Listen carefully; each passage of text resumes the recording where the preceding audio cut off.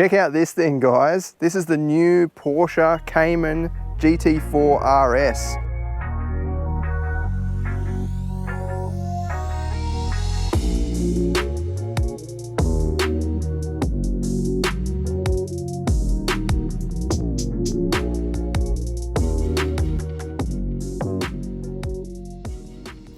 It's designed for the racetrack, obviously. Look at the size of those grills on top of the guard there. The big cutaway there to let air flow through. And even these side winglets are just, yeah, straight from a racing car. It looks absolutely stunning in this red color with black highlights for that contrasting theme. And lots of carbon fiber. So full carbon fiber bonnet, carbon fiber side mirrors, even these little vents on the sides. Intakes are carbon fiber. Intake there as well, all that's carbon fiber. And then at the back, a massive GT3 wing with top hanging mounts to provide a clean underside. The underside is the most important element of a wing, so you want that to be as smooth and as uninterrupted as possible. Peering through the back window, you can see evidence of the roll cage system, and there is a small boot as well. I love these 20-inch center lock wheels. So just like a racing car, they wear 245/35s on the front and then 295/30s on the back. Really fat. Perforated discs there as well.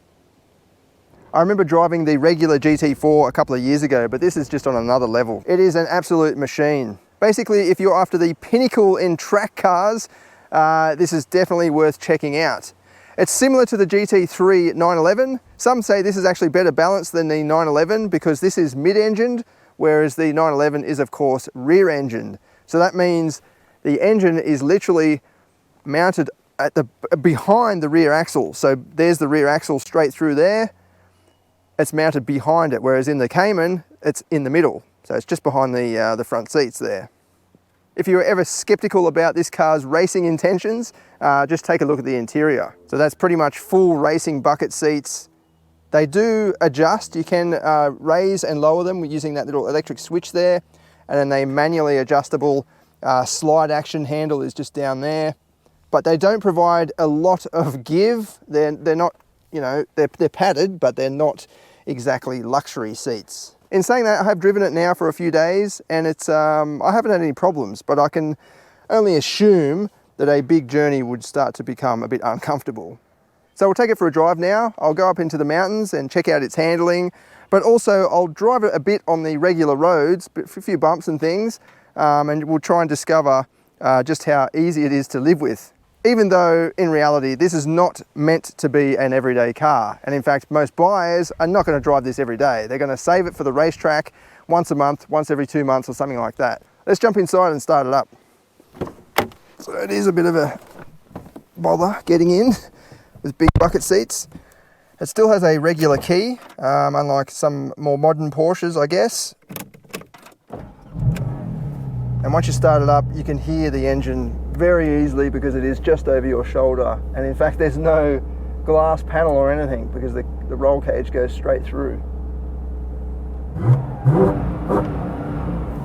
It does have a soft limiter, so you can't rev it past 4,000 RPM when you're sitting on the spot. There's various drive modes you can pick from, including a PDK Sport, so we'll engage that. There's a sport suspension mode as well, but I reckon that's going to be a bit too stiff for the road, so I'll just leave that off. It's already a very tight car, so you don't need to worry about that on the road, in my opinion. There's an exhaust mode. I'll open that up, turn the stop-start off, and then there's also ESC, so that's stability control, but also ESC and traction control off as well. We'll leave those alone for the moment. Pretty basic touchscreen. It is one of the older systems, but you do have these easy buttons here so you can just jump straight into the various sections. Separate climate controls down here always makes it easier, especially if you're on the track. You want to quickly turn the aircon off. You don't have to worry about digging around in a touchscreen. So I've got this seatbelt harness plugged in. I'll just move my phone out of the way. Very limited storage, only a little shallow tray under the center console there.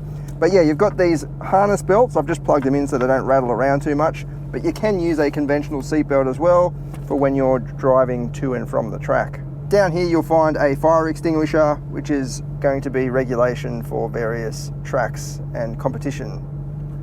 There are cup holders that flip out, so it does have some level of practicality. Very nice carbon fibre trimming around the center console and dash and door trims. You might notice there's no door handle either, there's just a pull strap. I don't want to face this way because the sun's right there, but yeah, very basic, but saves a lot of weight. And then across the top of the dash is this nice race text or Alcantara trimming, suede, whatever you want to call it. It all feels very, very nice and very well made. Porsche vehicles always offer extremely good build quality, and the same can be said here. The only thing that rattles are the seatbelt harnesses, and in fact the one behind this seat does rattle around a bit, but I'll try and sit on it or something just to quieten it down. It is going to be pretty loud in here, but I'll try and speak up so you can hear me.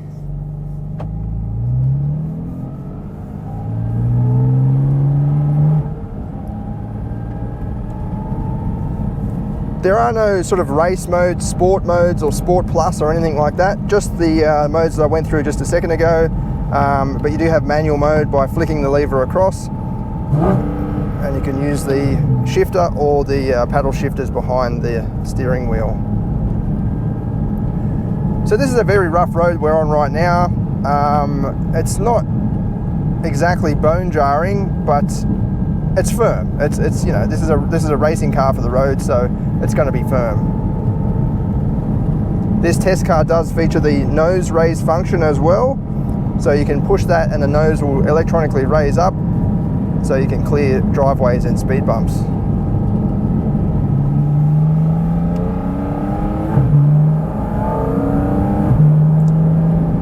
I love the sounds that this car makes. There's a bunch of different noises that it goes through as you wind through the revs.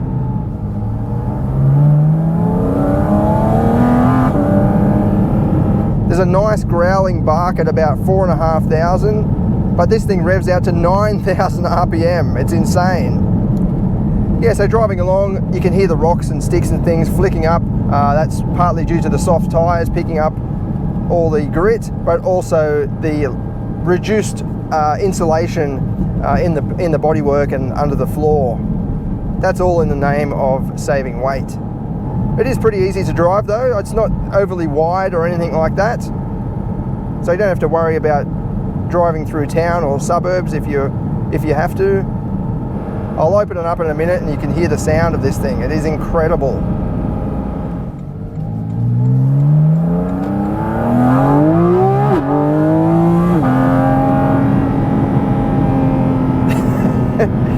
It actually shocks you the first time you drive it when you rev it right out. You just don't think it's going to be that piercing. Like, it's really high pitched sound. Even up until, you know, 6,000 or 7,000 RPM, it's got a growl to it. But then beyond 8,000, it turns into a proper high pitched Formula One scream.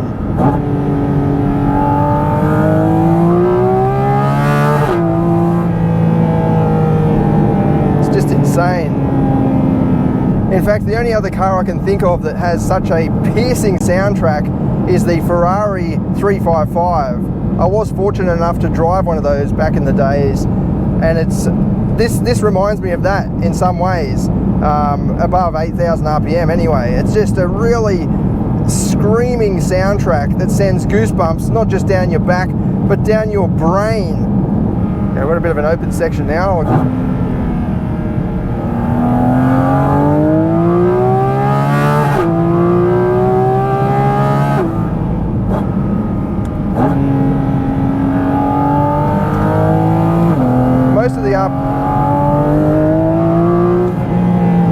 Bother trying to talk while it's revving, but yeah, from under sort of 7,000, it's a nice growly bark. And in the downshifts, for anyone that's ridden a super sports bike, the response is pretty much on par with a, you know, GSXR 1000 or something like that.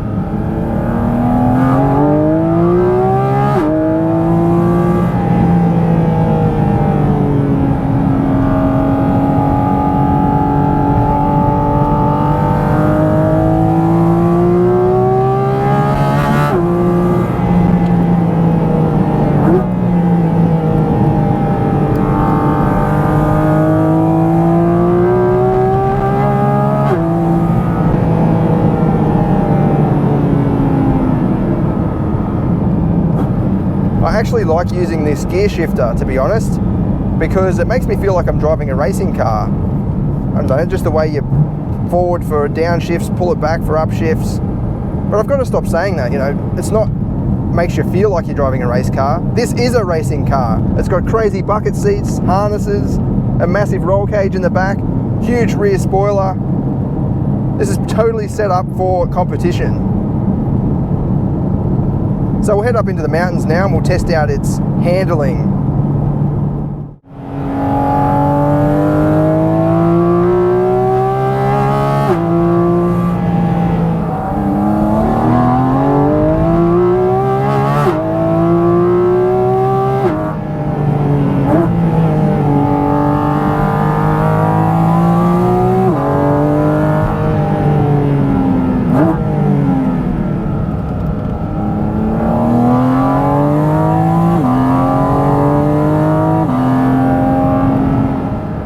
The steering is just magnificent, as you'd expect.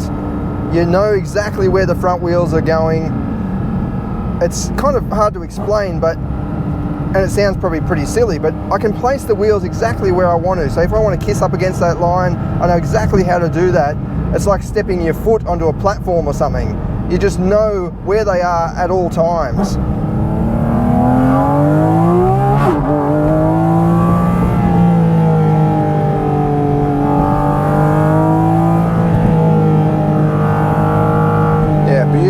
Through the corners, very flat, neutral,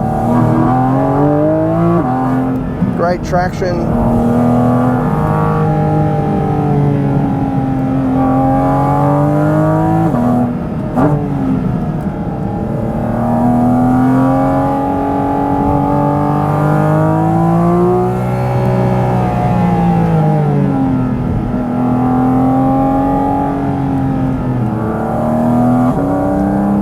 The gearbox is also very precise, blips the throttle on the downshifts, and upshifts are pretty much seamless. Even though it is a naturally aspirated engine, there's still plenty of torque low down in the revs. So you don't need to rev it out completely, but obviously if you want maximum performance, that's what you've got to do.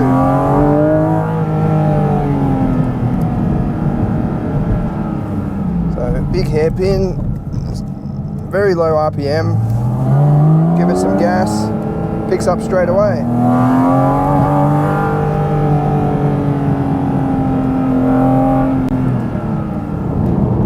In terms of 0 to 100, I have timed 4.06 without launch control, and then 4.07 with launch control.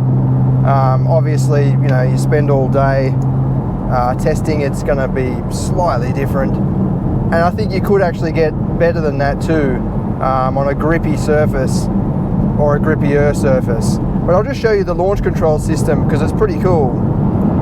I'll just slow down here, put it back into D, turn the stability and traction off. Actually, we'll do it in manual. So foot on the brake, hard on the brake, then flatten the throttle, it'll build the revs, and then you just let go of the brake.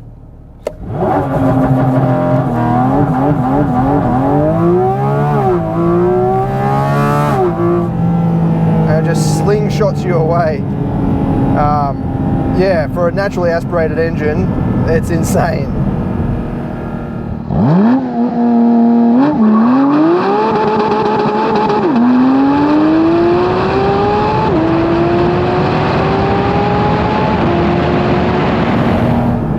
Yeah, you can't get away from that soundtrack. It is such a glorious soundtrack.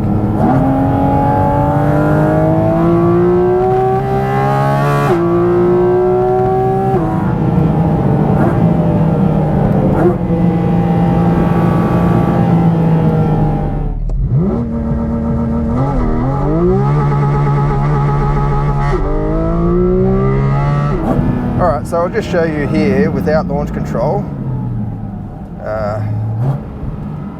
This is a nice grippy surface too.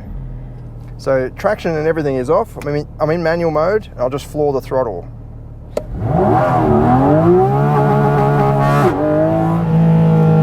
So it smokes it up for a while off the line. but then it hooks up and just goes. So I think sometimes if you use the launch control on a less than ideal surface, it spins too much, and that causes the system to try and figure out the best launch, whereas without launch control and just flattening it, it'll spin a little bit, but then it just hooks up because it doesn't have that full, you know, high rev launch happening. If there's anything I could criticize, it'll be the front end feels a little bit light at times. Obviously, if you're on a track, where you probably will be, you're going to have downforce. You're going to have downforce pushing the front end down. Whereas on the roads, you know, there's only so fast I can go, and it's not going to be enough to generate downforce. So there you have it, guys, the GT4 RS. What an amazing machine. It's obviously purpose-built for track, but it's still a lot of fun and, you know, somewhat practical on the road. The suspension isn't as firm as you might expect, and it's pretty comfortable inside. There's also a front and rear boot. I'll just quickly show you that. So at the back, behind the engine, you've got a little cavity there. And then under the bonnet at the front, you've got a decent sized space for a few luggage bags and so on, or maybe a racing helmet bag. Yeah, it's going to be sad when the 718 turns to fully electric, in my opinion anyway. I know it will be astonishingly quick in a straight line and probably very quick around corners. Electric cars are renowned for, you know, having a low center of gravity because all the batteries are underneath. But I don't know, I can't see it being as exciting as this. The sound is just such a big part of the driving experience, in my opinion. So without it, I don't know, it might look absolutely spectacular. It might go 0 to 100 in under 2 seconds or something ridiculous. But still, I would personally rather have something like this as a track day toy anyway. This is not a car that you drive to work every day. This is a car for special occasions to have a bit of fun with. So if it's fully electric, I don't know, I don't think it's not a party car, you know what I mean? Whereas this is definitely a party car. It's up for fun and excitement. For now though, I'm gonna go check out the view over here and then take it for another drive. Thanks for watching.